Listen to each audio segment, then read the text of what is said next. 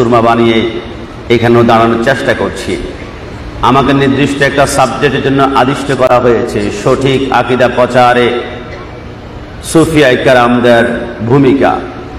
সম্মানিত আহলে বাইতের প্রেমিক ভাইয়ারা, দেখুন সুফি সাধক কাকে বলা হয়। যদি আমাদেরকে প্রশ্ন করা হয় কোন সাধকের বাম পাশের ফেরেশতা যদি একটানা 1 বৎসর 2 বৎসর 20 বছর পর্যন্ত কোন সুফি সাধকের আমলনামায় গুনাহ লেখার সুযোগ না পায়, তখনই তাকে সুফি সাধক বলে সাব্যস্ত করা হয়।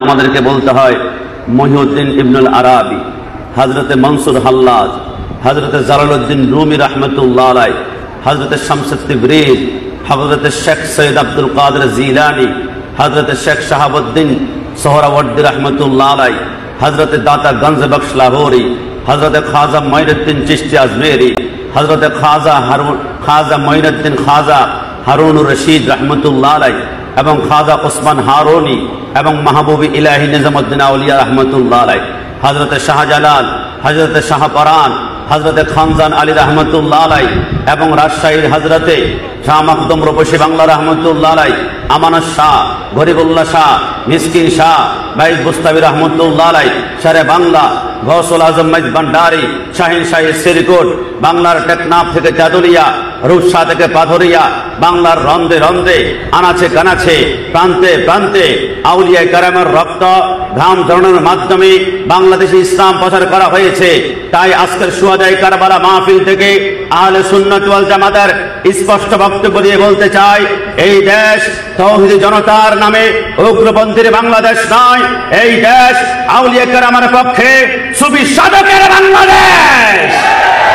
আমার ভাইয়ারা, আজকে এখানে দাঁড়িয়েছি সুফি সাধক সম্পর্কে কথা বলতে হলে তাদের এলমি রিসার্চ, এলমি গবেষণা এবং এলমি যে তাৎপর্য রহস্য, তা আসলে আমরা কখনো ভেবে কুল পাই না। একটা এক্সাম্পল দিলে আমরা বুঝতে পারবো। হযরত ইব্রাহিম আলাইহিস সালাম রবের কাছে ফরিয়াদ করেছিল, ওয়া ইয ক্বালা ইব্রাহিম রাব্বি আরনি কাইফা তুহিল মাউতা, ওগো আল্লাহ, আপনি কিভাবে মৃতকে জীবিত করেন একটু আমাদেরকে দেখান না। আমার রব্বুল আলামিন বললে, ইব্রাহিম তুমি 4টি পাখি কোরবানি করো, 4টি পাখি জবাই করে সেই গোশতগুলা তুমি টুকরা টুকরা করে কিমা বানিয়ে পাহাড়ের চূড়ার মধ্যে রেখে আসো। এবার আমি আল্লাহর নামে তুমি আহ্বান করো।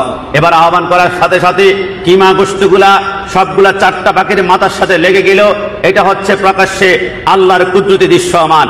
কিন্তু আপনি জেনে অবাক হবেন, সুফিয়া কেরামের জ্ঞানের রহস্য কেমন জানেন, এনাদের জ্ঞানের গবেষণা কেমন জানেন। সুফিয়া কেরাম বলে, তোমরা কি জানো ওই 4টি পরিন্দা, ওই 4টি পাখি কোন পাখি ছিল? 1 নম্বরে ছিল মোরগ, 2 নম্বরে ছিল কাক, 3 নম্বরে ছিল কবুতর আর 4 নম্বরে ছিল ময়ূর। এই 4টি পরিন্দা পাখির ভিতরে 4টি বিশেষত্ব রয়েছে, 4টি গুণ রয়েছে। এই 4টি গুণকে তারা কোরবানি করবে। ইন্নামা ইয়াতাকাব্বালুল্লাহু মিনাল মুত্তাকিন, তাদের পক্ষ থেকে আল্লাহ কোরবানি কবুল করবে। যেমন মোরগের ভিতরে বিশেষত্ব রয়েছে, তার খাহে স্বাদ, তার যৌন আকাঙ্ক্ষা বেশি। 2 নম্বরে কাকের ভিতরে বিশেষত্ব রয়েছে, তার ভিতরে লোভ বেশি, লালসা বেশি। 3 নম্বরে কবুতরের ভিতরে অল্প সময় যাচাই বাছাই করা ছাড়া সে বন্ধু গ্রহণ করে ফেলে। আর 4 নম্বরে ময়ূর, তার ময়ূরের ডানা মেলে তার সৌন্দর্য প্রকাশ করতে চায়। যদি তোমরা আল্লাহর দরবারে কোরবানি কবুল করাতে চাও, 1 নম্বরে মোরগের খায় স্বাদ, তোমার যৌন আকাঙ্ক্ষা কোরবান করতে হবে। 2 নম্বরে কাকের লোভ লালসা কোরবান করতে হবে। 3 নম্বরে কবুতরের মতো যাচাই বাছাই ছাড়া বন্ধুত্ব গ্রহণ করা যাবে না। 4 নম্বরে তোমার টাকা, অর্থ, বিত্ত, সম্পত্তি থাকতে পারে, কিন্তু মানুষের সামনে প্রদর্শন করা যাবে না। এই 4টা জিনিস যদি কোরবানি করতে পারো, সাম্মিনু তাহায়াকুম, তোমার এই কোরবানি কাল কঠিন কিয়ামতের ময়দানে তোমাকে পিঠের মধ্যে করে ফুলসিরাত পার করে রাসূলুল্লাহর সামনে জান্নাতে বসিয়ে দিবেন। একটু জবান খুলে বলে সুবহানাল্লাহ। আমার ভাইয়ারা, আল্লাহু আকবার, ইয়া রাসূলুল্লাহ। আমার ভাইয়ারা, আজকে আন্তর্জাতিক শুহাদায়ে কারবালা মাহফিল, এইখানে আসলে আমাদের মতন নগণ্যরা কথা বলার জন্য এলেম আমাদের ভিতরে অতটুকু নাই। তবে আমরা বিশ্বাস করি আহলে বাইতের কিছুটা মোহাব্বত নাগাহে করম হয়তো বা পড়েছে, না হয় এখানে দাঁড়ানোর সুযোগ সাধ্য আমাদের নাই। তবে আজকে বলে দিয়ে যায়, সুফি সাধকের আকীদা এমন এক আকীদা যেটা আপনি বুকে ধারণ করলে আপনি দুনিয়া নুরানি, কবর নুরানি, হাসর নুরানি, আল জান্নাতু নূরুন, আল্লাহ জান্নাত বানিয়েছেন নূর দ্বারা। এই জন্য খাজা গরিব নওয়াজ তার নিজ হাতে লিখিত আনিসুর বিশ্ববিখ্যাত কিতাব আনিসুল আরহার মধ্যে চমৎকার করে লিখেছেন, কদ জাআকুম মিনাল্লাহি নূরুন ওয়া কিতাবুম মুবিন।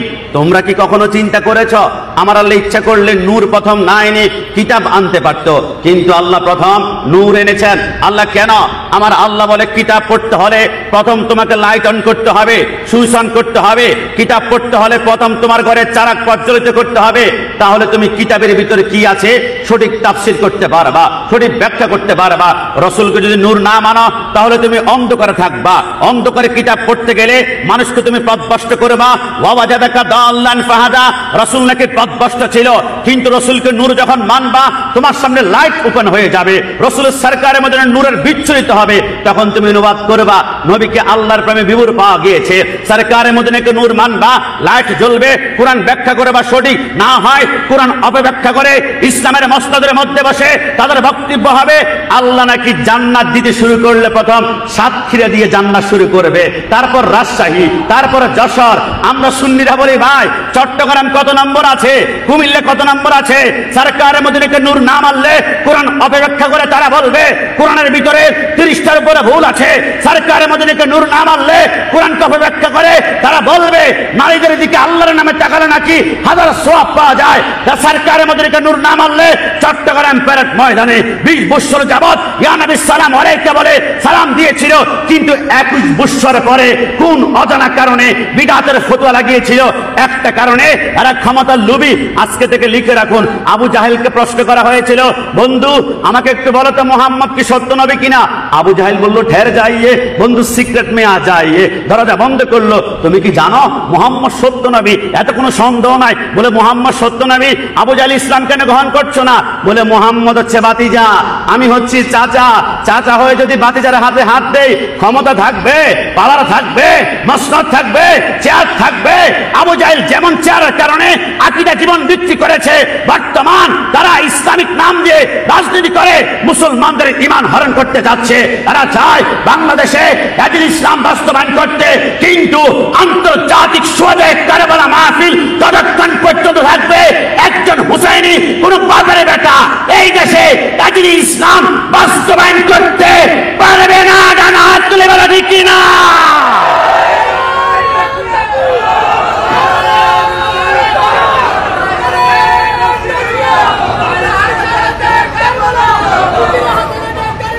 ঠের যায়। এই জন্য বলি সুফি সাধকের অন্তর ভালোবাসা অন্তর রাখবেন, তাহলে দেখবেন আপনার অন্তর নবী প্রেমের ঢের খুলবে। হযরত আমির খুসরু রাহমাতুল্লাহ আলাইহি চমৎকার বলেছেন, মন্তু সুদাম তু মান সুদি, মন্তান সুদান তু যা সুদি, তাকাসনা গো ইয়াদ বাদাজি, মন্দি গরম তু দি গারে। তুমি আমি হলে আমি হব তুমি, তুমি দাহ আমি হচ্ছি প্রাণ, আমাদেরকে এক ভিন্ন বলো না।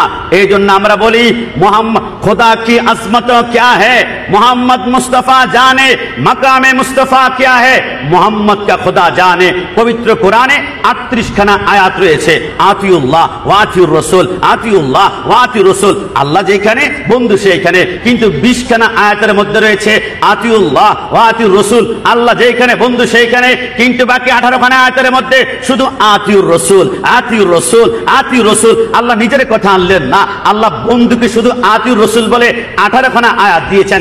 একটি আয়াত তো নিজের জন্য রাখতে পারতেন, যে এখানে শুধু আতিউল্লাহ, আল্লাহর এতাত যথেষ্ট হয়ে যাবে।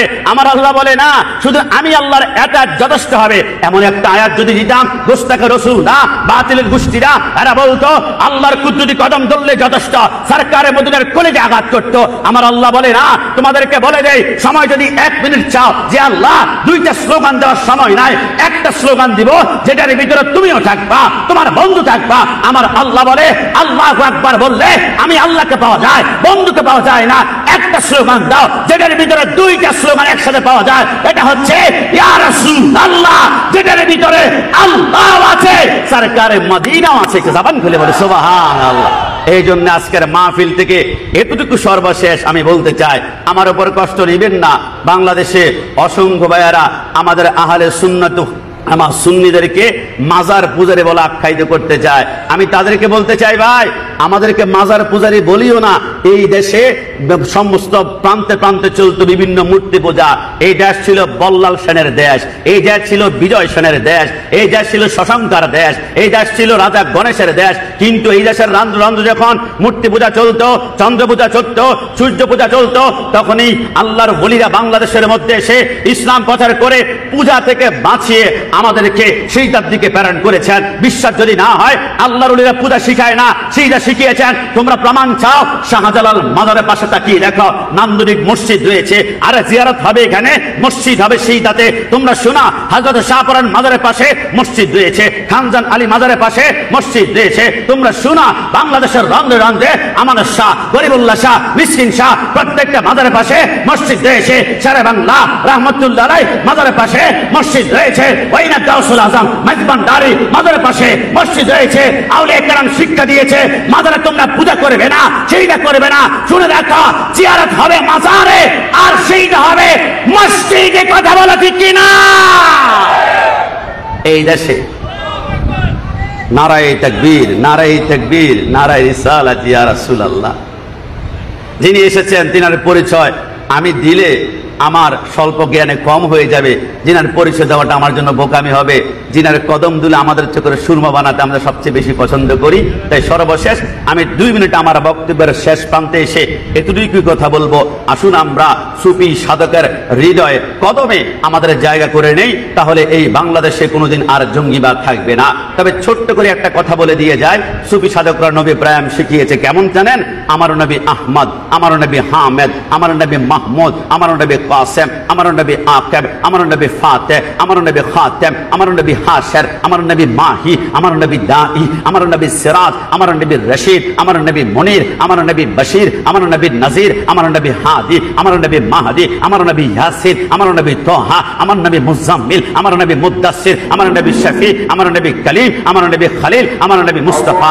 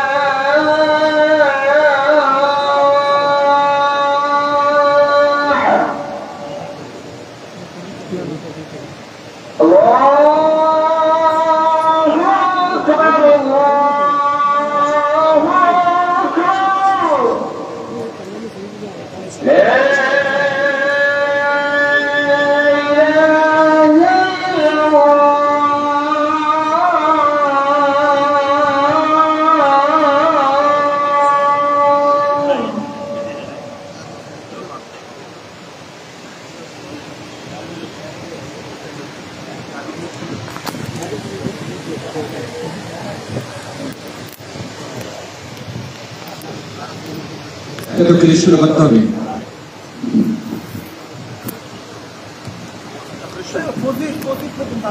আটটা 25 পর্যন্ত সবাই জবান খুলে বলি আলহামদুলিল্লাহ। আর একটু জবান খুলে বলিন আলহামদুলিল্লাহ। চট্টগ্রাম ইপিজেডে গেলে একদিন জবে না গেলে একদিনের বেতন কাটা, 2 দিন না গেলে 2 দিনের বেতন কাটা, 3 দিন না গেলে 3 দিনের বেতন কাটা। যদি আমার আল্লাহ বলে বান্দা ফজর নামাজ পড়স নাই, 2 মিনিটের জন্য তোর অক্সিজেনটা বন্ধ, আমি লাশ হয়ে যাব। কিন্তু হাম তো মা এলবি করম হে কুই সাইল হ্যাঁ নিহি রাখ দেখলায় কেসে রাহার ও মঞ্জিল হ্যাঁ নিহি। রব্বুল আলামিন এত মেহেরবান, আমার সমস্ত অঙ্গ প্রত্যঙ্গ ভালো রেখেছেন। আল্লাহর শুকরিয়া আদায় তো আমাদের করতেই হবে। সবাই চিৎকার মেরে একবার বলি আলহামদুলিল্লাহ। আমি যেই কথাটা বলতে চাচ্ছি একদম শেষ প্রান্তে, সেই কথাটা হচ্ছে যেখানে আল্লাহ সেইখানে সরকারে মদিনা সাল্লাল্লাহু আলাইহি ওয়াসাল্লাম। এই জন্য রব্বুল আলামিন বলেন, আমি আল্লাহর যেখানে 99 নাম রয়েছে, আমার বন্ধুকে আমি আল্লাহ 99 নাম দিয়েছি।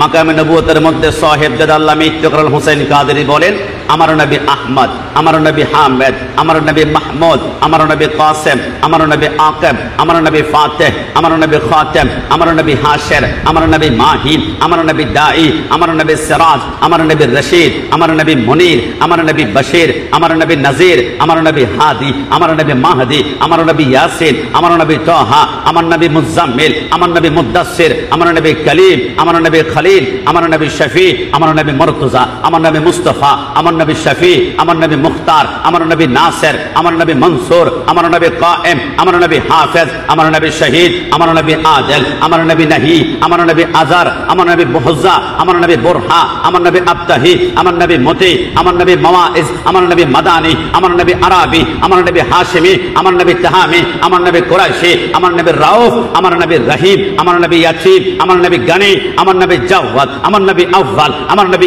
আখির, আমার নবী জাহির, আমার নবী বাতিন, আমার নবী ওয়ামা আরসালনাকা ইল্লা রাহমাতাল লিল আলামিন। আন্তর্জাতিক শুহাদায়ে কারবালা মাহফিল থেকে আমি গ্যারান্টি দিয়ে বলতে পারি, যেই প্যান্ডেলে ইয়া রাসূলুল্লাহ স্লোগান হয় না, কসম খোদার ওই প্যান্ডেলে আমার নবী কখনো থাকতে পারে না। যেই প্যান্ডেলে নবী থাকবে না, ওই প্যান্ডেলে যুবকদের হৃদয়ে রাহমাতুল লিল আলামিনের রহমত থাকবে না। যেই প্যান্ডেলে রহমত থাকবে না, ওই প্যান্ডেলে যুবক মাথায় টুপি থাকবে, মুখে দাড়ি থাকবে, গায়ে পাঞ্জাবি থাকবে, এদের হৃদয়টা পাথরের চাইতে শক্ত হবে। এরা বাইতুল মুকাররমের ভিতরে সেইটা শেষ করে জুতা নিক্ষেপ করতে বুক কাঁপবে না। যাদের হৃদয়ে রাহমাতুল লিল আলামিনের রহমত নাই, এরা কথায় কথায় মাজার ভাঙতে চাইবে। কিন্তু আমরা বলে দিয়ে যাই, যারা নবী নবী করে এরা হচ্ছে সুন্নি, আর যারা নবীর প্রতি বিদ্বেষী দহন করে এরা হচ্ছে আন্তর্জাতিক জঙ্গি। কথা বলা ঠিক কিনা? কারণ পৃথিবীর জমিনে রাহমাতুল লিল আলামিনের রহমত যেখানে থাকবে সেইখানে কোনো ভাঙচুর হতে পারে না। এজন্য সুফি সাধকরা আমাদেরকে শিক্ষা দিয়েছে, শান্তির পয়গাম, ভাঙচুর কখনো হবে না। এজন্য সাইক্লোন সিডর হলে আমরা বলি, ওলি আল্লাহর বাংলাদেশ, রহম করো আল্লাহ, করম করো আল্লাহ। মৃত্যুর আগ পর্যন্ত ওলি আল্লাহর কদমে গোলামি করে, আহলে বাইতের প্রেমে নিজের জীবনটা কোরবান করে, রাসূলুল্লাহর ইত্তেবা করে জীবনটাকে কোরবান করতে পারে। সবাই জবান খুলে উচ্চ আওয়াজে বলি আমিন। আর একটু জবান খুলে বলি আমিন। সরকারে মদিনার প্রেম শেষ লগ্নে আমরা এতটুকুই বলি, যাতে করে মান মাতা আলা হুব্বি আলি মুহাম্মাদিন সাল্লাল্লাহু আলাইহি ওয়াসাল্লাম মাতা শাহীদা। মৃত্যুর আগ পর্যন্ত আহলে বাইতের মুহাব্বত অন্তর রেখে আমাদের জীবনটা আহলে বাইতের কদমে কোরবানি করব। এবং যারা লক্ষ কোটি কোটি টাকা খরচ করে তাদের পরিশ্রম, ঘাম, অক্লান্ত পরিশ্রমের বিনিময়ে শুহাদায়ে কারবালা মাহফিল আয়োজন করেছে, স্যালুট। এবং যারা বাবা সমতুল্য, তাদের কতদিনে আমাদের সুরমা হিসেবে গ্রহণ করছি। রব্বুল আলামিন মৃত্যুর আগ পর্যন্ত আহলে বাইতের খেদমত করার প্রত্যেককে তাওফিক দান করুন। সবাই জবান খুলে উচ্চ আওয়াজে একবার বলি আমিন। সর্বশেষ রাসূলুল্লাহর প্রেম নিয়ে একটা লাইন শুধু বলে আমরা শেষ করছি। এই জন্য আল্লাহর হাবিব সরকারে মদিনার কদমে আমরা বারবার আল্লাহর দরবারে চিৎকার করে বলবো, রব্বুল আলামিন যাতে করে আহলে বাইতের গোলামি করার তৌফিক দান করুক। দো জাহাঁ মে খাদেমে আলে রাসূলুল্লাহ কর হযরতে আলে রাসূলে মুক্তদা কি ওয়াস্তে ওয়ামা তৌফিক ইল্লা বিল্লাহ। আসসালামু আলাইকুম ওয়া রাহমাতুল্লাহি ওয়া বারাকাতুহু।